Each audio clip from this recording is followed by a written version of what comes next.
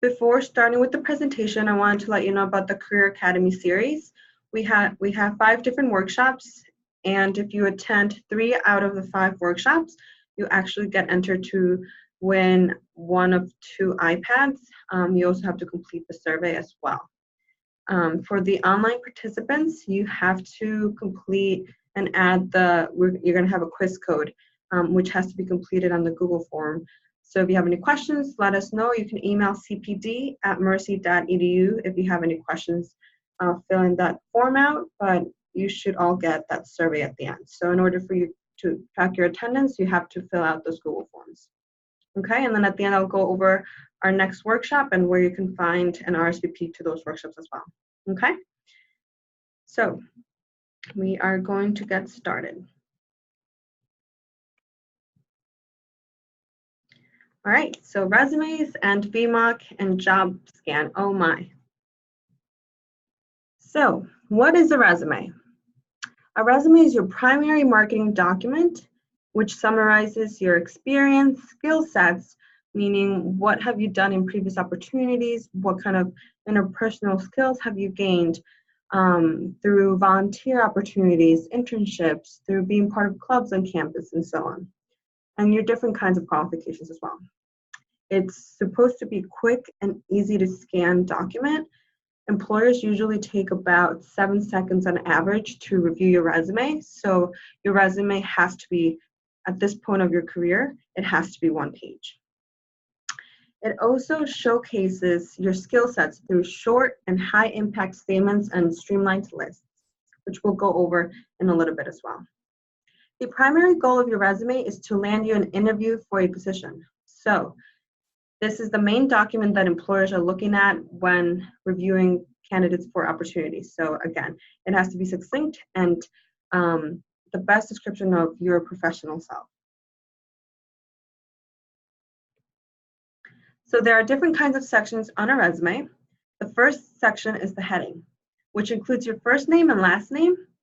So that means it has to say, for example, Gina Velazine, since that's my name. And then for the city and state, you only need to include that for your address. You don't need to put your full street address just for safety reasons nowadays. Unless you are an accounting major, you don't need to include that. Okay, so city and state and zip code. Next thing is your cell phone number. Please make sure to have that cell phone number listed correctly. And an important part of that is making sure that your voicemail is set up. Meaning it says, hello, you've reached Gina. Sorry, Mr. Call. Please leave a message and I'll get back to you as soon as possible. It is very, very important for you to have that voicemail set up, because when employers are calling candidates to set up phone interviews or in-person interviews, they may not leave a voicemail if you don't have your voicemail set up. Not always, but you want to do everything you can, every little trick that you know of to increase your chances of being called in for that interview. So having that voicemail set up, it helps you and increases your chances of being called in for an interview as well. And it's also how you're branding yourself professionally. Next thing is your email. Although this does say Mercy Mavericks, it should say mercy.edu. And for those that do have their Mercy Mavericks listed on their resume, please change that to mercy.edu. And if you want to use your personal email, your Gmail, that's okay. But please make sure that it's a professional email, not something like tinydancer123@aol.com. It has to be professional. So it could be some abbreviation of your first name and last name, and then list that there as well. Okay. Sometimes when employers reach out to you, I always recommend to look on your spam and junk folder, because for some reason, some weird reason, some emails get thrown there. So just make sure to always check your spam and junk folder as well, just because you never know which email you may be missing as well. All right. Next thing is your education section. So the first thing after your heading should be your education section. And everyone right now, if you're an undergraduate student, the first thing that should be included here is Mercy College. So it would be listed, as you can see here, education, it's capitalized and underlined, and the company name, which is Mercy College, is bolded, and the city and state is not. So if you're a student in the Bronx, Manhattan, or your Shell campus, you still have to list it like this, but then after New York, you put parentheses and the campus you work at, or sorry, the campus that you are a student at, because Dobbs Ferry is the main campus, but sometimes employers want to know which campus you primarily attend in case like you have to commute somewhere. They just want to know if you attending an internship would be feasible for you. All right. Next thing is your degree title. When you're talking to your friends, you say, I'm getting a bachelor's in math or bachelor's in business. That's fine, but on paper, you have to make it legit. So you have to write it down as Bachelor of Science or Bachelor of Arts in Business Administration, comma, concentration in finance, for example. All right, but it has to be legit. If you don't know if it's a Bachelor of Science or a Bachelor of Arts, you can either look it up on DegreeWorks, or you can Google it and just say Mercy College Bachelor's in Computer Science and see what type of bachelor it is, okay? Next thing is your expected graduation day. You do not need to put your start and end date for your education. Employers only care about when you will complete it. So for example, you would do expected May 2020. All right? And then only include your GPA if it's above a 3.0. And if you're a freshman, you don't have to include any GPA at the moment. And another thing that you could use and add under education is relevant courses. So the titles of the courses you've taken so far that are relevant. And once you're a junior or senior, I recommend only including the 300 level courses, 200 and 300 level course titles. Okay, next thing you can actually add here as well is if you're in the Mercy Honors Program, or if you had like a very prestigious scholarship, you can add that below relevant coursework as well. Next is experience. So after heading education, then comes experience. Again, it's very important with resumes to be consistent. So what you do to one section, you have to do to another section as well. So for experience, note how we're still following the same format of bolding, underlining, and capitalizing the header here, which is experience. And then company name is bolded and city and state is not. The title of the position you've had is italicized. And dates, as tedious as this may sound, the dates have to be aligned perfectly to the right. Again, like I said before, you want to do everything you can, every little trick that you know of to increase your chances of being called in for an interview, and having a very good formatted resume can help you with that. So dates have to be aligned all the way to the right, as you can see here. And for experience, you have to include the start month and year to start or to end month and year. So for example, September 2018 - December 2018. And because this position is no longer somewhere where this individual is working, it would be past tense. Every time you're starting a bullet point, it has to be with an action verb. And the action verb has to be in present or past tense, depending on whether you're working in that company or not. Another thing is you can decide to put periods at the end of these bullet points, but the main thing is to be consistent throughout the entire resume. So if you don't want to add periods, that's fine, but make sure that it's consistent throughout the entire resume. So then, for example, if you also have difficulties putting into words what you did at a company, just come to us or look over our resource guides that we have created for you, and we can help you formulate those bullet points. Sometimes I know those can get tricky. But for the most part, this is how your resume should look like, okay? Another little thing here is, say you had various positions in one company. So what you would do for that is you don't have to list the company, the city and state multiple times. You can only include it once and then list it like this. For example, this individual was a counselor in training, and so that's how they listed it here. And then up top, they got, so this shows progression and how they moved up and they became a counselor. Just a little side note, everything on every section has to be in reverse chronological order. So that means the most recent thing has to be up top and the oldest one's in the bottom. All right, so this is how you would list something if you had various positions in one company. All right, Next thing is what to include on your resume. So what to include on the experience section specifically. This section can include jobs, internships, volunteer experience if it's relevant to your application. Otherwise, you can have another section that says other experience. And always list positions in reverse chronological order, like I said before, and include a space between positions at different organizations. No space between positions at the same organization. Use related experiences and additional experiences sections if you need it to highlight relevant positions that are further back in your history. And again, bullet points are used to describe your experiences, so you should not use bullet points and write paragraphs or full sentences. Again, recruiters are only taking a few seconds to review your resume, so having paragraphs, no one's gonna read that, okay? Open each bullet point with a strong action verb, and we actually have an awesome action verbs in our guidebooks that we created that I'll talk to you all about in a little bit, of different synonyms you can be using to use strong action verbs. Instead of saying assisted, there are other synonyms like collaborated or strategized and so on, okay? Write your bullet points in the first person, but do not use I or me. That's big. So never say, I created this workshop, or I created, or I presented to a team. You would just say presented on a team of 12 people about findings and something like that. Write your bullet points in the appropriate tense. So this means if you no longer work at the company, please make sure that it's past tense. And if you currently are working at that company, put in present tense. And end each bullet point with or without periods, but again, be consistent, okay?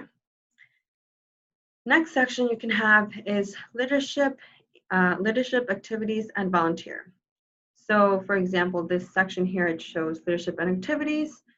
Again, for example, this individual did the Impact, Mercy College newspaper publication, Dobbs Ferry. That's the way you can format that section. But always add the dates that you did. And you can't just say January 2018. You got to give a start and end date as well. Okay. And then if you get to a point where you have a lot on your resume, you can't fit it on one page, there are some space saving alternatives. So schedule an appointment with your career coach and we can help you strategize that as well. Okay, next thing is skills section. So your skills section should only include your hard skills. This consists of computer languages and technical skills. So stuff like I'm a great team player, I'm a great communicator, I work well in a team. Those are very important skills, interpersonal skills, but they should not be included on your skills section. So hard skills like computer and languages. For example, you would still follow the same format as everything else, but computer, you would add, for example, Microsoft Word, Excel, and PowerPoint. For those students who are more in the tech side, make sure that if you know C++ or Python or Tableau, that you put the level of proficiency, because depending on the interview that you're going to, they may ask you to test your skills on that. So if you say you're proficient in Excel and on an interview, they can ask you, so tell me how you create a pivot table. How do you do a VLOOKUP? If you don't know how to do that, then you're not proficient on Excel. So please be careful with the level of proficiency that you put on your resume as far as your skill sections go. And same thing with languages. If you speak beginner, anything, that's fine, or intermediate, that's fine, but please make sure to add the level of proficiency there. So for example, if you were to just say language, just list Spanish, for example. An interviewer can assume that you are fluent in Spanish and change the entire interview to Spanish. So you don't want to be put in that position. So it's better just to put the level of proficiency, just so you're not thrown off guard as well. If you study computer science, IT, or cybersecurity, you may want to list your skills as they are below. And typically that should be under your education section. So after your education, you want to put technical skills because that's one of the most relevant things on your resume. Okay. All right. A couple of resumes don't. So you do not want to include an objective. Why? Because when you're applying to an opportunity, an internship, a volunteer experience, your objective is to get a job. So adding that on your resume is a little redundant.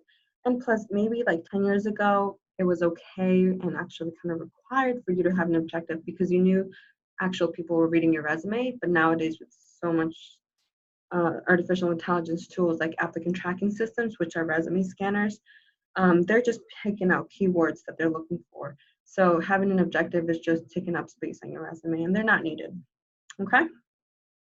Don't let your resume exceed 1 page and do not use any tiny font size to make it fit.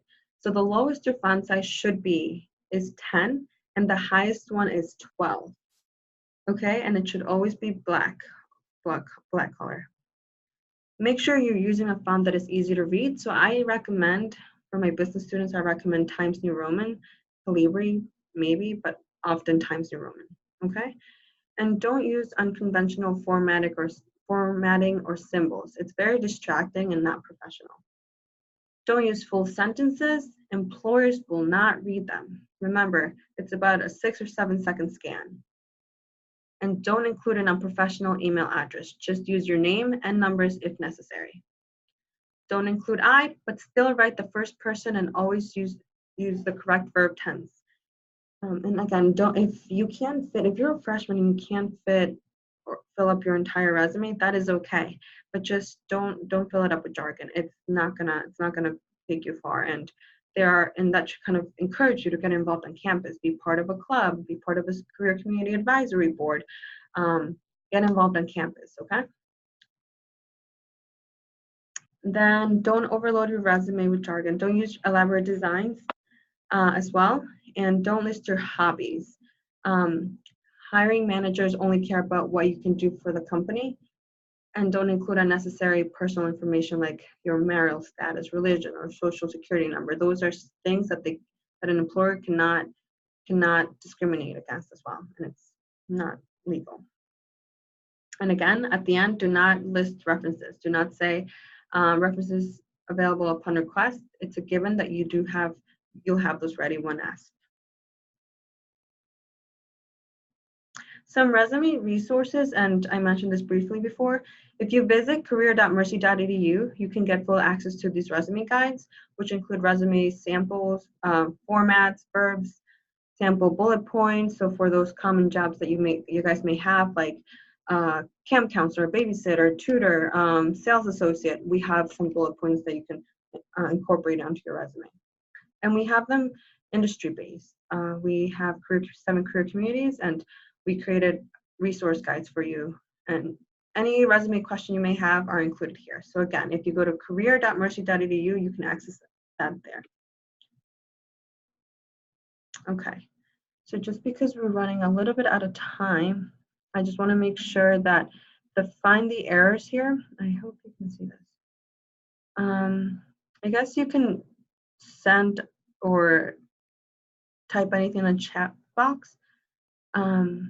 Or I'm going to do this, it's just because I don't know if we'll have enough time to do this. But some of the errors on this resume, although it looks good from the first glance, the font size is just not professional. It should be Times New Roman or Calibri. Full street address should not be included. The email is not professional. There is an objective. The dates are not aligned to the right perfectly. Skill section has hobbies and all of these other things as well that are not appropriate. And the bullet point size, although it's a minor thing, it makes a difference. So notice how the bullet points are not aligned perfectly. The bullet points are not the same size, and the dates are not aligned as well. And some things are not in reverse chronological order. So, and what else? That's pretty much it. So the big thing is just to make sure that it's consistent, professional, and reverse chronological order. And don't list hobbies or like what teams you like to play in. Like for example, organized person, those are great skills, but they're not necessary on a resume. You can elaborate on a cover letter, but all right. So now it's applicant tracking systems. So 90% of large companies use applicant tracking systems to search for qualified candidates from large applicant pools. And these systems scan for contextual keywords and phrases on resumes and CVs to find the best match and filter out those who don't match the position. Use exact words. So that means look at the job requirement and the job description. What are the main keywords that they're using there? Make sure those are added to your resume. So for example, if someone writes CPA on the job description, but you only have certified public accountant on your resume, make sure you also include CPA. Same thing with your Bachelor of Science or Bachelor of Arts. If it's one of the requirements says Bachelor of Arts, it actually says that. Make sure it says that, but sometimes it may just say required BS. So make sure after Bachelor of Science, you put in parentheses BS. And use spell check. It's free, and you don't want to have something misspelled. One of my favorite tools that you can use for free is Jobscan.co, which uses similar softwares to ATS to calculate your match rate. So you can upload your resume and a job description, and you can compare it to your job. You can compare your resume to the job description. So copy and paste your resume on one side and copy and paste the job description on another side, and it gives you a match rate. And it tells you what are some things you could do to improve your compatibility to the job. And it allows up to 5 free scans. So if you'd like to get more, you'd have to pay for that subscription as well. So also, just so you know, LinkedIn also has a scan feature that you can look into as well. Lastly, we are going to talk about Vmock. It's our new tool coming to Mercy. It gives you instant feedback within a couple minutes, and you can learn how to improve your resume and put it in an appropriate Mercy format. And you can get your resume quickly approved on Handshake as well by incorporating the edits and trying to reach a higher score. If you would like to get more access or learn more about Handshake, you can contact my colleague, Liam Ross Fitzgibbons, at lrossfitzgibbons@mercy.edu. Or you can also email cpd@mercy.edu and we can refer you to him as well. This is how it works. You upload your resume as a PDF and wait about 60 seconds. And you can then review your score, and it gives you instant feedback about what you need to change, receive direct feedback on how you can improve your resume. It denotes areas that you need improvement. Yellow denotes areas on track, and green means well done.